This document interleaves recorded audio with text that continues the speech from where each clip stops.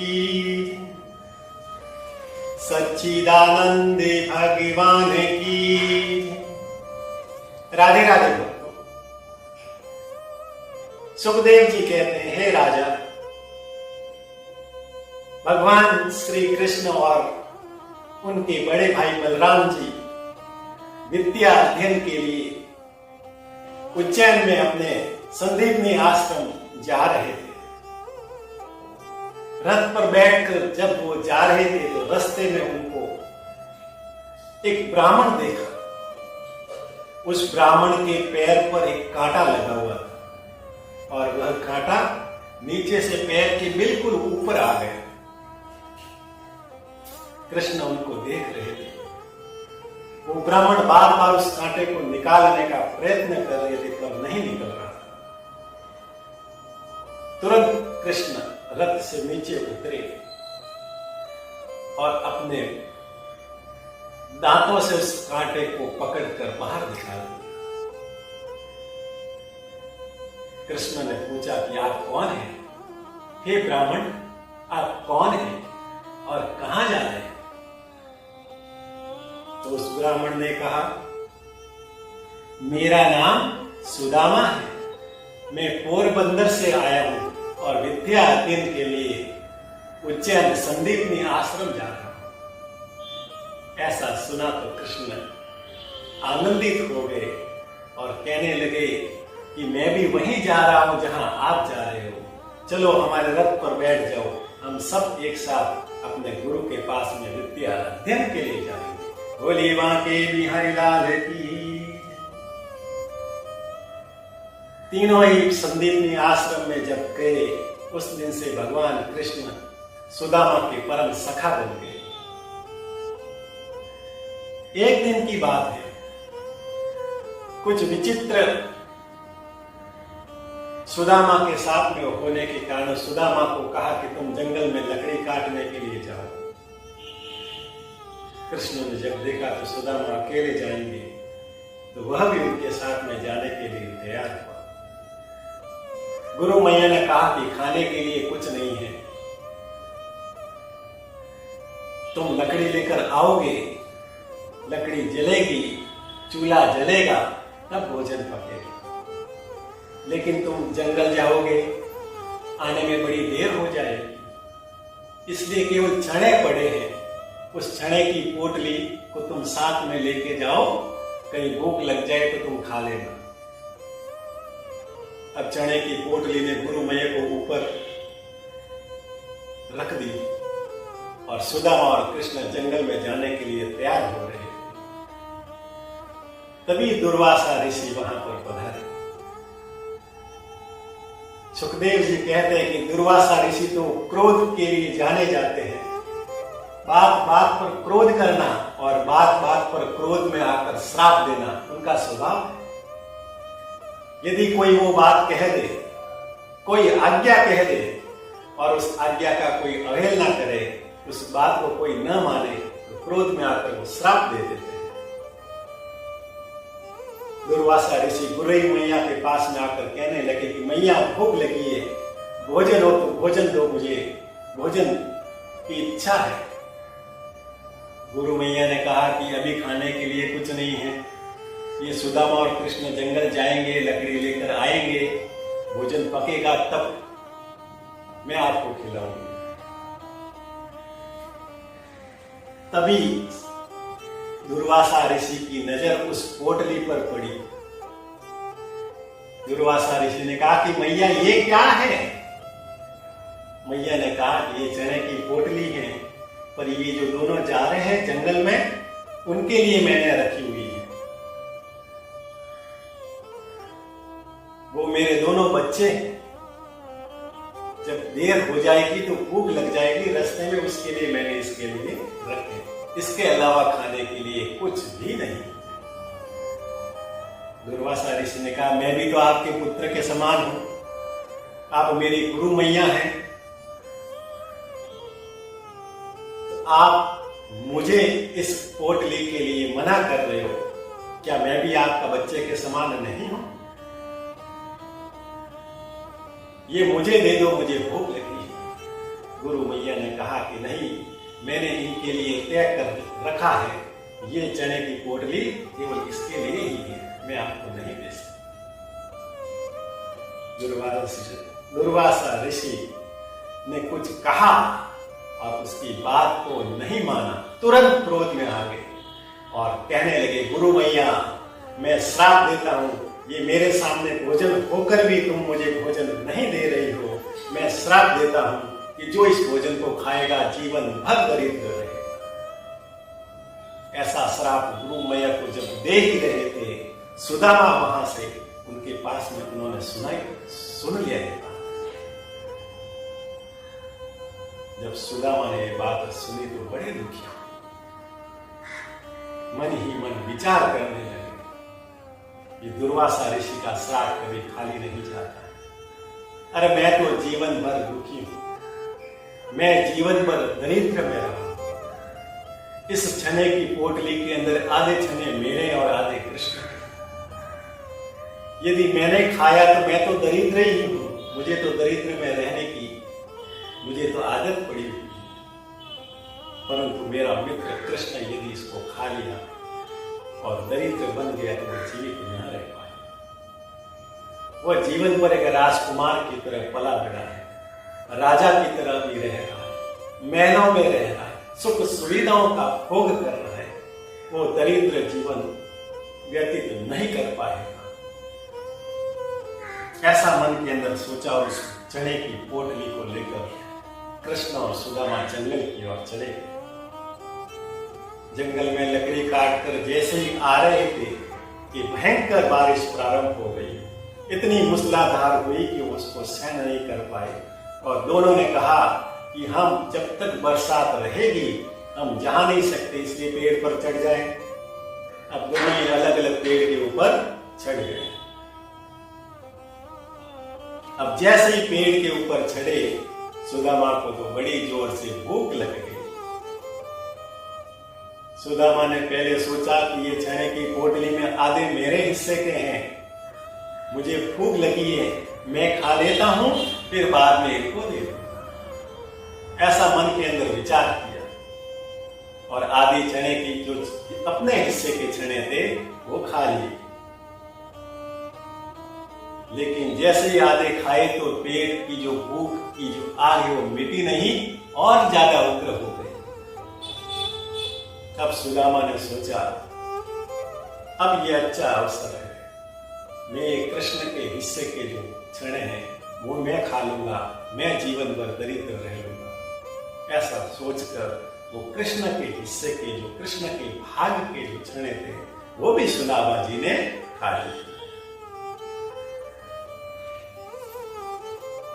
थोड़ी देर के बाद में बरसात जब बंद हुई, दोनों ही पेड़ से नीचे उतरे और कृष्ण ने तुरंत सुदामा को कहा, अरे सुदामा, मुझे तो बड़ी जोर से भूख लगी है। जो गुरु मैया ने जो चने की पोटली दी थी, आधे तुम्हारे लिए और आधे मेरे लिए, आधे तुमने खा लिए है या नहीं वो मुझे पता नहीं, लेकिन मेरे हिस्से के आधे मुझे दे दो, मुझे जोर से भूख लगी है। ऐसा कहा तो सुदामा जी उदास हो गए और रोने लगे और कहने लगे कि हे कृष्ण, मैं क्या करूं, जब मैंने अपने हिस्से के जो चने खा लिए उसके बाद में मेरे भूख के ऊपर मुझे नियंत्रण नहीं रहा और मैंने तेरे हिस्से के भी चने खा लिए।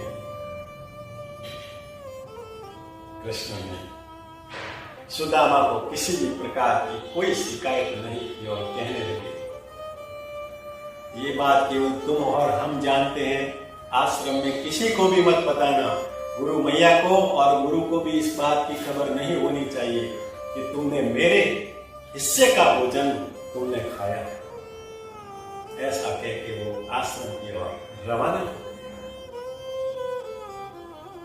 परंतु गुरुजी त्रिकालदर्शी, उन्होंने उस सुदामा के जो चने खाए थे उस दृश्य को देख लिया और गुरु मैया को कहने लगे, आज सुदामा ने अपने जीवन में दरिद्रता बता दी। अरे अपने हिस्से का यदि कोई भी भाग है, संपत्ति है, वस्तु है, उन पर तो उनका उपयोग करने का पूरा अधिकार है, परंतु किसी दूसरे की वस्तु का अधिकार को यदि छीनकर हम उसका उपयोग करेंगे, उसके ऊपर अपना अधिकार करेंगे, तो वो इस जीवन में तो दरिद्र होगा ही, अगले 7 जन्मों तक वो दरिद्र जीवन में।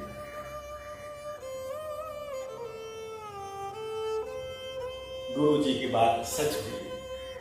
गुरुकुल से शिक्षा दीक्षा प्राप्त करके कृष्ण अपने मथुरा चले गए और सुदामा जी पोरबंदर चले आए।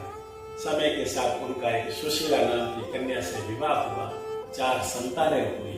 परंतु जैसे जैसे दिन बीतते गए उनकी आर्थिक स्थिति और ज्यादा खराब होती गई। सुदामा जी सुबह मांगने के लिए जाते, कभी मिलता कभी नहीं मिलता। मिलता तो 2 वक्त का 1 वक्त का भोजन मिल जाता, लेकिन कभी नहीं मिलता तो वो उपवास समझकर उस रात को मिला। यदि उसके पेट के अंदर भोजन मिले या ना मिले, लेकिन सुदामा को कृष्ण का नाम तो वो अपने मुख पर अवश्य लेता। ये थी सुदामा की कृष्ण के प्रति अपार भक्ति।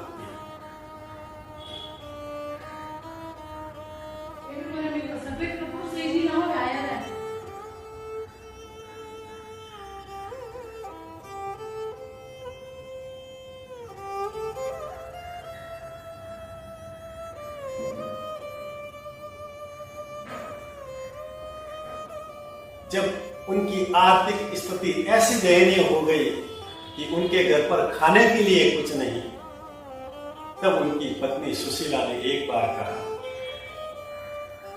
अपने पति सुदामा जी को कहा, ननु ब्राह्मण भगवत सका साक्षात ननु ब्रह्मण भगवत सका साक्षात् श्रीपति ब्रह्मणस्व शरणस्व भगवान सात्वतत्सव। अरे मेरे स्वामी, साक्षात लक्ष्मी के पति श्री कृष्ण आपके परम सखा हैं। आप उनके पास में जाइए, उनसे सहायता मांगिए। वो राजा हैं, उनके पास अपार धन है, उनमें से थोड़ा बहुत तुमको दे देंगे तो उनका तो कुछ नहीं होगा, लेकिन हमारे जीवन का कल्याण हो जाएगा, हमारे बच्चों का भला हो जाएगा। इसलिए आप उनसे मिलने के लिए जाइए। सुदामा जी ने कहा, नहीं नहीं, मैं अपने मित्र से ऐसे मांगने के लिए कभी नहीं जाऊंगा। वो क्या सोचेगा, इतने वर्ष तक तो कभी नहीं आए और जब उनको आवश्यकता पड़ी तब आ गए। वो मित्र नहीं, मुझे स्वार्थी समझेगा, इसलिए मैं तो नहीं जाऊंगा। सुशीला ने सोचा कि ऐसे तो ये नहीं मानेंगे, इनको कोई दूसरे उपाय से समझाना। सुशीला ने कहा, तो चलो ठीक है, तुम मांगने के लिए नहीं जाना, लेकिन अपने मित्र से मिलने के लिए तो जा सकते हो। कहना कि इतने वर्ष के बाद में मुझे तुम्हारी याद आई है, केवल तुमसे मिलने के लिए आया हूं, मिलके यहां से चला जाऊंगा, इतना तो कर सकते हो। सुदामा जी ने कहा, ये सुशीला बात तुमने सही कही, मैं अपने मित्र से मिलने के लिए जरूर जा सकता हूं। इस बहाने मुझे प्रभु के दर्शन तो हो जाएंगे, उनकी भेंट हो जाएगी। ऐसा कह के वो कृष्ण से मिलने के लिए रवाना हो रहे थे। तो सुशीला ने कहा, अपने मित्र के पास में जा रहे हो, कुछ भेंट लेके जाना चाहिए। सुशीला बड़ी समझदार थी। उन्होंने पड़ोस से, तुम ठहरो, पड़ोस में जाकर चावल की पोटली, कुछ चावल लाए और एक पोटली के अंदर डालकर सुदामा जी को दे दिए। सुदामा जी के ना पैरों के अंदर जूतियां थी, ना सिर पर पगड़ी थी, पुराने फटे पुराने वस्त्र पहनाए और केवल चावल का पोटली अपने मित्र को भेंट देने के लिए सुशीला ने दिया। और सुदामा जी को कहने लगे कि आप अपने मित्र के पास जाओ तो एक बात केवल अवश्य उनको कह देना, वो आप अपने आप समझ जाएंगे। सुशीला जी ने कहा कि तुमको एक बात वहां पर कहनी है। क्या? एक मास 2 पाख में एक दोए एकादशी हो, मेरे घर गोपाल जू नित्य एकादशी हो। इतना तुम जरूर कह देना, वो समझ जाएंगे, अपने दरिद्री को देख लेंगे और वो समझ जाएंगे तुम्हारी स्थिति कैसे है। इस प्रकार से सुदामा जी अपने सुशीला से सब बातें कह के हाथ में चावल की पोटली लेकर द्वारका की ओर रवाना हो गए और मुख पर केवल श्री कृष्ण नाम लेकर द्वारिका के अंदर और द्वारिका के भगवान द्वारिकाधीश के महल के द्वार के पास में आ गए। जैसे ही मुख्य द्वार के पास में आए और अंदर जा ही रहे थे कि द्वारपाल ने रोक लिया। अरे ब्राह्मण देवता, कहां जा रहे हो बिना कहे, किससे मिलना है? तो सुदामा जी ने कहा कि तुम मेरा एक संदेश है वो कृष्ण को पहुंचा देना कि तुम्हारा मित्र सुदामा तुमसे मिलने के लिए आया है। जब द्वारपालों ने सुना कि कृष्ण का मित्र, द्वारपालों ने पहले सुदामा जी को ऊपर से लगाकर नीचे तक देखा। ना सिर पर पगड़ी थी, ना पैरों में जूतियां, फटे पुराने कपड़े पहने हुए। ऐसे देखकर उस द्वारपाल सुदामा जी के सामने हंसने लगे। अरे तुम अपने आप को कृष्ण का मित्र कहते हो? कहां वो राजा और कहां आप? अरे तुमसे तो ज्यादा यहां पर अमीर नौकर हैं। अरे तुम इस द्वारिका के नौकरों की भी बराबरी नहीं कर सकते हो और कहां तुम भगवान का मित्र बता रहे हो अपने आप को? चलो भाग जाओ यहां से। जैसे ही द्वारपालों ने सुदामा जी को डांटना प्रारंभ किया कि वहां पर मंत्री जी आए और सब बातें सभी इस प्रकार का देख रहे थे। मंत्री जी ने सुदामा जी की बात को सुना। मंत्री जी बड़े चतुर थे। उन्होंने कहा, हो ना हो, ये अवश्य ही कृष्ण के परम सखा ही हो। सुदामा जी ने कहा कि हे मंत्री, आप मेरे मित्र को केवल मेरा एक संदेश दे दें। मंत्री जी तुरंत भरी सभा के अंदर गए। कृष्ण वहां पर सिंहासन पर बैठे हुए थे और कहने लगे, हे द्वारिकाधीश, आपका कोई ब्राह्मण है, वो आपसे मिलने के लिए आया है। ब्राह्मण का नाम सुनते ही कृष्ण आनंदित होने लगे। ब्राह्मण और मुझसे मिलने आया है, कौन है? उन्होंने आपको एक संदेश भेजा है। अब मंत्री जी सुदामा के द्वारा दिया गया संदेश को दे रहे। शीश पगाना जगह तन पे, धोती फटी सी लटी दुपटी, द्वार खड़ियो द्विज दुर्लभ के, पूछत दीन दयाल को धामा, बतावत अपनो नाम सुदामा। हे द्वारिकाधीश, ये कोई ब्राह्मण है, ना सिर पर पगड़ी है, ना पैरों पर जूते, फटे पुराने कपड़े पहने हुए, और वो अपने आप का नाम सुदामा बता रहा है। द्वारिकाधीश ने जब सुदामा नाम सुना तो कौन सुदामा आया है, मेरा मित्र आया है, ऐसा सुनते ही वहां से सिंहासन से वो अकेले पैदल ही दौड़ पड़े और चिल्लाते चिल्लाते पुकारते कि मेरा मित्र सुदामा आया है, मुझसे मिलने आया है। ऐसे वो भगवान द्वारिकाधीश उस मुख्य द्वार की ओर दौड़ रहे हैं जहां पर सुदामा जी खड़े हैं। सुदामा जी ने जैसे ही देखा कि कृष्ण मेरी ओर सुदामा पुकार रहे हैं, सुदामा जी भी कृष्ण कृष्ण पुकारते हुए उसकी ओर दौड़े चले गए। दोनों एक दूसरे को देखकर बड़े ही आनंदित हुए। भगवान कृष्ण ने सुदामा जी को हृदय में लगाया। ऐसा दृश्य देखकर रुक्मिणी जी आश्चर्यचकित हो गई। मन के अंदर सोचने लगी, अरे ब्रह्मा जी, शंकर जी और बड़े बड़े देव इंद्र आदि जब द्वारकाधीश को मिलना चाहते हैं तो लाइन के अंदर खड़े रहते हैं, पंक्ति में इंतजार करते हैं, तब जाकर उनको मिलने का समय मिलता है। और ये कौन से महात्मा, ऐसे कौन सा बड़ा है जो कि भगवान स्वयं पैदल उनसे मिलने के लिए दौड़ पड़े। बोलिए द्वारिकाधीश की। कृष्ण भगवान ने, द्वारकाधीश ने सुदामा जी अपने परम सखा, अपने परम मित्र को जब गले लगवाया, ऐसा दोनों मित्रों का आनंदित दृश्य देखकर देवता भी आनंदित होने लगे, फूलों की वर्षा करने लगे और जय जयकार करने लगे, द्वारिकाधीश की जय, सुदामा महाराज की जय। द्वारिकाधीश ने अपने मित्र सुदामा को महल के अंदर लेके आए और अपने आसन पर बिठाया और प्रभु उनके चरणों में नीचे बैठे। रुक्मणी को कहा कि पक्षाल लेकर आओ। रुक्मणी थाली के अंदर जल भर कर लेके आए और कृष्ण द्वारिकाधीश ने सुदामा जी के पैर को पक्षाल किया, अपने पीताम्बरी वस्त्रों से उनके जो पैरों को साफ किया। रुक्मणी जी मन ही मन के अंदर सोचा कि हो न हो ये ब्राह्मण कोई पुण्य आत्मा होगी, इन्होंने बहुत ही पुण्य कर्म किए होंगे, इसलिए साक्षात भगवान उनके चरणों को धो रहे हैं, ऐसा अवसर मैं भी खोना नहीं चाहती।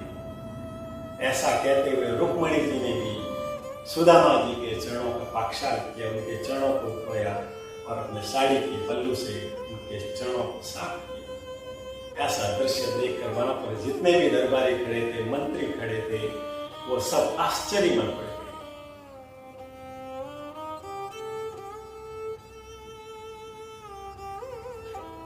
सुदामा जी को फिर स्नान करवाई, सुंदर सुंदर वस्त्र पहनाए, 56 प्रकार के भोजन बनवाए, 56 प्रकार के भोजन को अपने हाथों से खिलाया।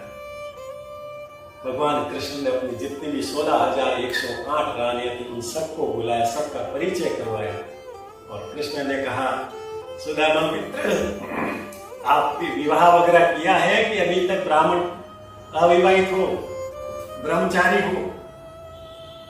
सुदामा जी ने कहा कि नहीं मित्र, मैंने विवाह किया, सुशीला नाम की मेरी बहुत ही सुंदर और समझदार पत्नी है, मेरे 4 बच्चे। जब विवाह की बात सुनी तो द्वारिकाधीश ने कहा, जरूर भाभी ने मेरे लिए कुछ न कुछ भेंट तो भेजी ही होगी। भेंट का नाम सुनकर सुदामा जी जो चावल की पोटली थी उसको पीठ के पीछे जब छुपाने का प्रयास कर रहे थे, द्वारिकाधीश की दृष्टि उसके ऊपर पड़ी, तुरंत उनके हाथ से छीन लिया और देखा कि चावल है इसके अंदर। उस चावल को देखकर द्वारिकाधीश भगवान श्री कृष्ण गदगद हो गए, आनंदित हो गए और ऐसी प्रिय भेंट मेरी भाभी ने मेरे लिए भेजी। ऐसा कहते हुए एक मुट्ठी चावल उन्होंने जैसे ही खाया, उन्होंने ऐसा सुंदर, ऐसा स्वादिष्ट कभी चावल, ऐसा भोजन कभी नहीं किया था। और ऐसा कहते हुए दूसरी मुट्ठी भी चावल है वो भगवान ने खा ली। 2 मुट्ठी खाने के बाद में जब तीसरी मुट्ठी से चावल अपना खा ही रहे थे कि रुक्मणी जी ने भगवान का हाथ पकड़ लिया।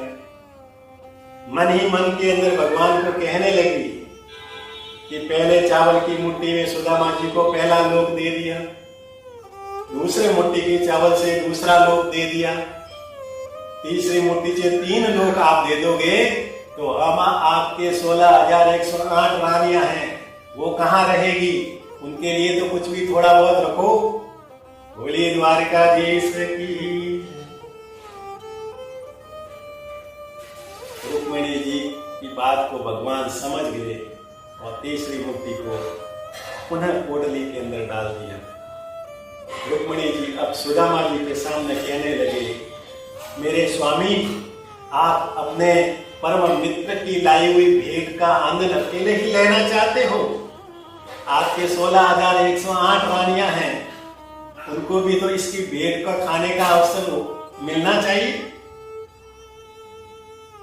कृष्ण समझ गए और वो पोटली रुक्मिणी को दे दी और रुक्मिणी और उनकी जितने भी भगवान की रानियां थी वो सभी आपस के अंदर बांटकर रात्रि हुई।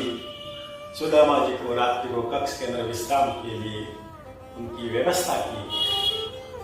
द्वारिकाधीश ने तुरंत विश्वकर्मा जी को बुलाया और उनको आदेश दिया कि तुम अभी पोरबंदर सुदामा जी के उस स्थान पर जाओ, उनकी झोपड़ी है, उस झोपड़ी को तुम महल बना दो, इतना संपन्न कर दो जैसे कि वो लगे कि वो यहाँ का सबसे समृद्धशाली हो। ऐसे 1, 2, 5, 7 दिन तक सुदामा जी वहां पर रहे। पता ही नहीं चला 7 दिन कैसे बीत गए।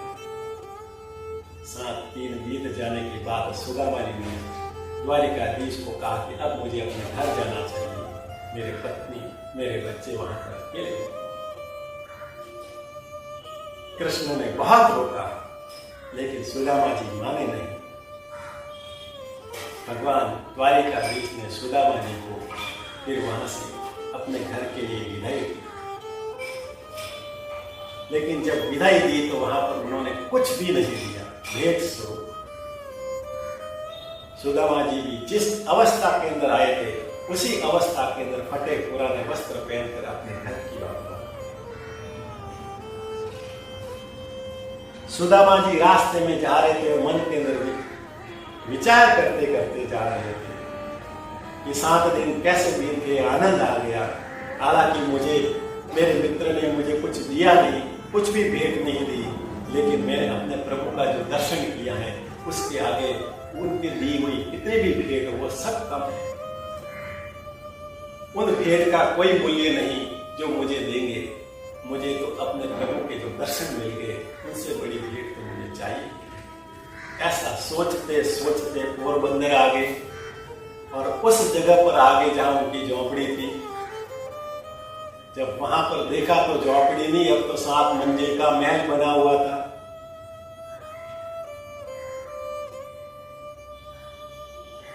महल के मुख्य द्वार पर आकर खड़े हुए, उतने में ही सुशीला सुंदर सुंदर वस्त्र पहने हुए, एड़ी से लगाकर चोटी तक आभूषण पहने हुए, सोने की हाथ में थाली लेकर आरती लेकर सुदामा जी के सामने आए, उनकी आरती उतारने लगी। सुदामा जी ने देखा कि हे देवी, आप कौन हैं और मेरी इस प्रकार से आरती क्यों उतार रही हो? सुशीला ने कहा, अरे थोड़ा सा गौर से देखो, मैं कोई और नहीं, मैं कोई देवी नहीं, आपकी पत्नी सुशीला हूं। जब गौर से देखा कि मेरी सुशीला पत्नी है और ये जहां झोपड़ा था वहां महल बन गया है, तब सुदामा जी समझ गए कि उस समय मुझे कुछ नहीं दिया, लेकिन यहाँ सब कुछ दे दिया।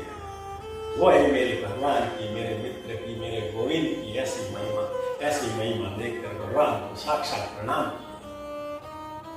इस प्रकार से सुदामा जी की जो दरिद्रता थी वो भगवान ने समाप्त कर दी और जीवन भर वो उस महल के अंदर थे, सुख हो गए, लेकिन उनके मुख से भगवान के प्रति जो भाव, कृष्ण का जो नाम था वो कभी नहीं मिटा और भगवान का नाम लेते लेते अपने जीवन का त्याग।